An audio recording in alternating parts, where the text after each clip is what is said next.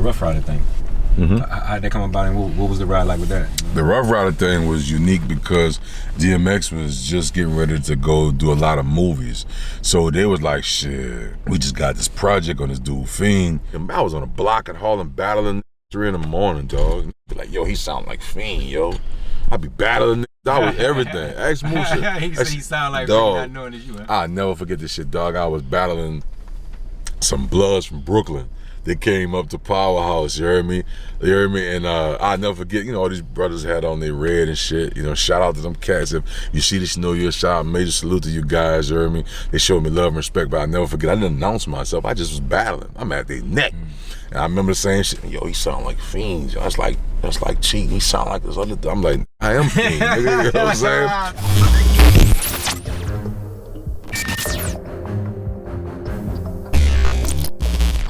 Fiend, you know what I'm saying? Dirty South. He keeping it gangster. You know. Rough Rider. But how was that fit? You know, like being from New Orleans, and then you get up, you around a bunch of New York dudes, and we know, and we actually seen it online. Look, from the outside looking in, like a beautiful run.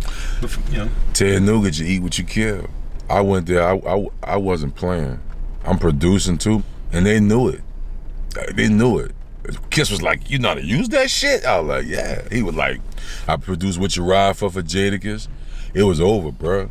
It was over, bro. This shit was so wild. I was in Crack Alley rapping this shit to them over the fucking phone. While they had me on speakerphone in their office, you might have been in the fucking room. I produced this shit and played it for them loud.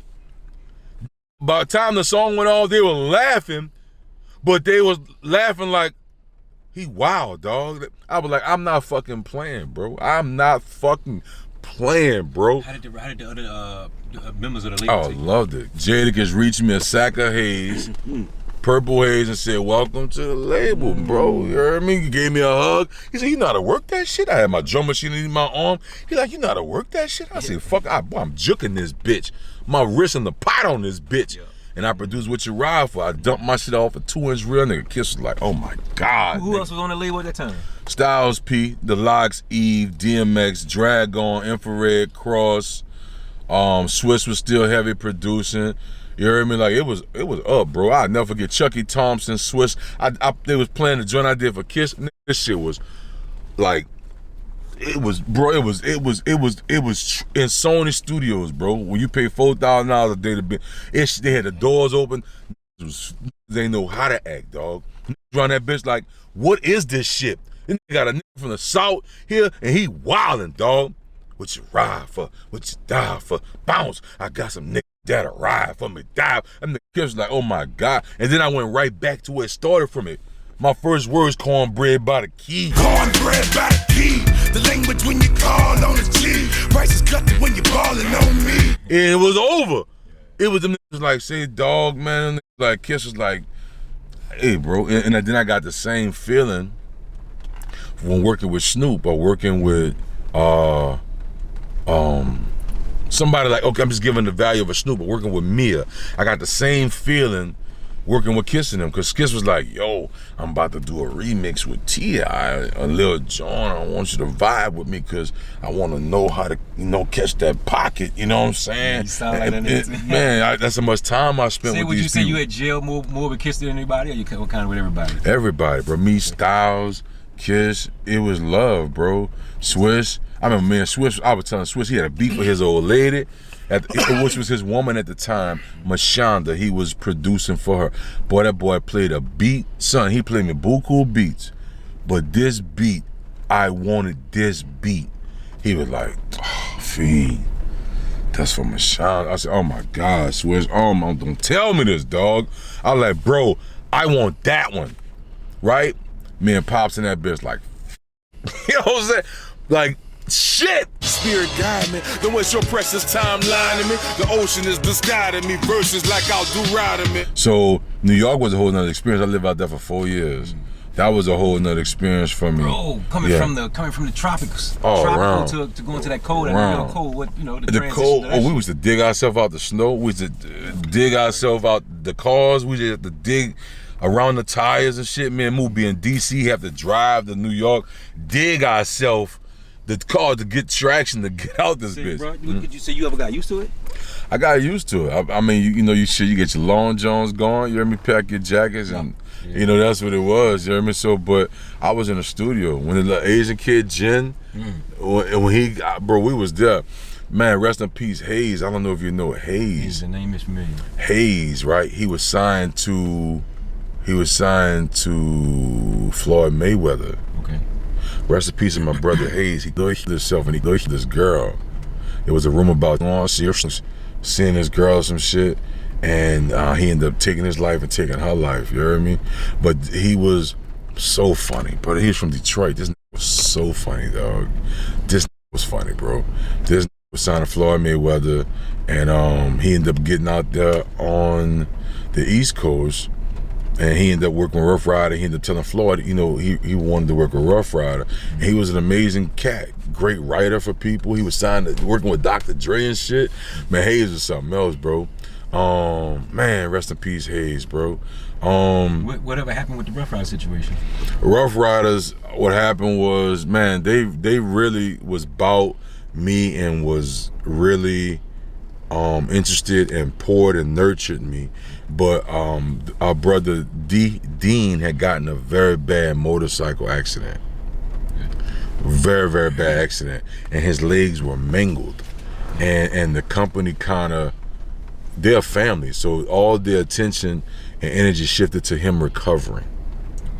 So my career at the time, I mean, as a family, we got to put this energy toward, this person was the person that was in the studio to make sure that Kiss said, we gon' make it. To make him say that right. This person was the person that was the A&R part on the label that helped these artists blossom in the studio, you know what I'm saying? So they wasn't doing those real studio shit without him, because he was that instrumental.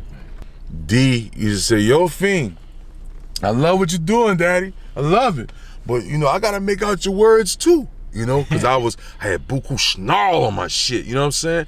But it was just the passion. It was like like a 4-year-old with a fucking an assault rifle. I come outside, you know what I'm saying? And I got on the East Coast and I was paying attention. Shout out to Shice too. Shice used to want me to find the medium, but I'm a Taurus. I don't know if it's because of my sign, bro. I ain't got no middle. It's 60 degrees or 90.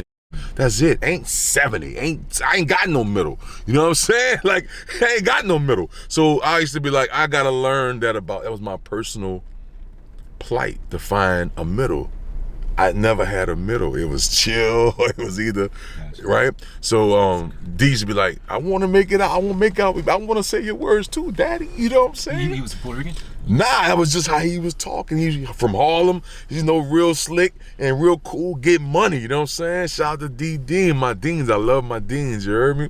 So still around? Fucking well right, he's still around. You heard me? He out right now with the artist Scar Lip, that Mudo Get the Fuck Out New York song. You heard me? So I was like, I found that medium. I was on a block in Harlem battling 3 in the morning, dog. Be like, yo, he sound like Fiend, yo. I be battling. That was everything. Ask Musha. He said he sound like dog, Fiend, not knowing it's you, huh? I'll never forget this shit, dog. I was battling some Bloods from Brooklyn. They came up to Powerhouse, you heard me?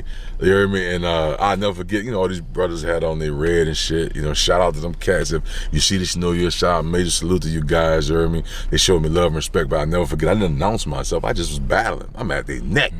And I remember saying shit, yo, he sound like Fiend. That's like cheating. He sound like this other I'm like, I am Fiend, nigga. You know what I'm saying? Real shit, though. We used to be at it, bro. I'll never forget, they set us at a table, like me and the Locks, and Warner's all writing, you know what I'm saying? And like, that was dope. But you say for what? Just sitting at a table, a corporate office table, and just put on a beat. Just wanted to see how we was reacting, you know what I'm saying? Okay. I was just going for a Kiss. Used to love Kiss. And you said production. I know production. You ever did any ghostwriting for anybody? If you could mention. I did ghostwriting, but it wasn't like during the Rough Rider era. I ended up eventually signing to APG, which is Artist Publishing Group, right? Me and Bruno Mars was the first writers that company signed. Yeah. Yeah, that's a lot. Yeah. That's a whole lot. Yeah, I wrote a lot for people, but just to be clear, Ghostwriting is when you do not get public credit.